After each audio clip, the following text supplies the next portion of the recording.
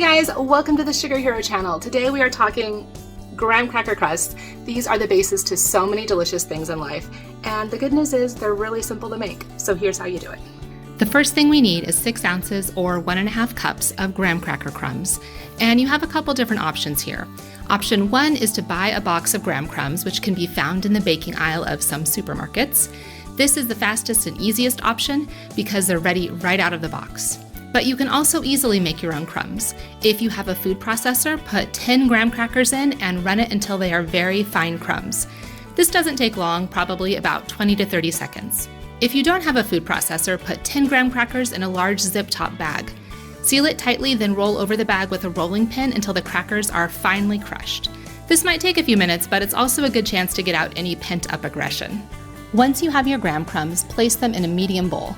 Add 3 ounces of melted butter, 1.5 tablespoons of granulated sugar, and a 1/4 teaspoon of salt to the bowl, and stir well so the crumbs are moistened.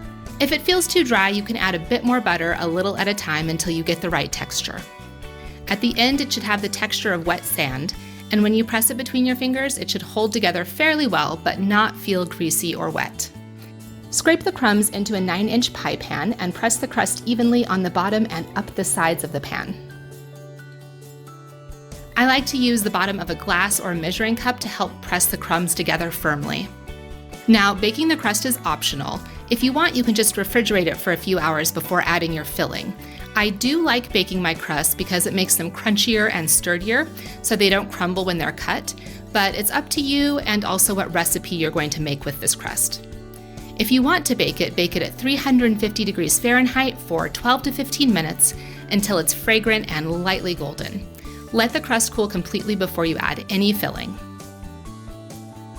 You can also use this crust to make mini tarts, cheesecakes, or ice cream pies. It's a really flexible base for all kinds of desserts.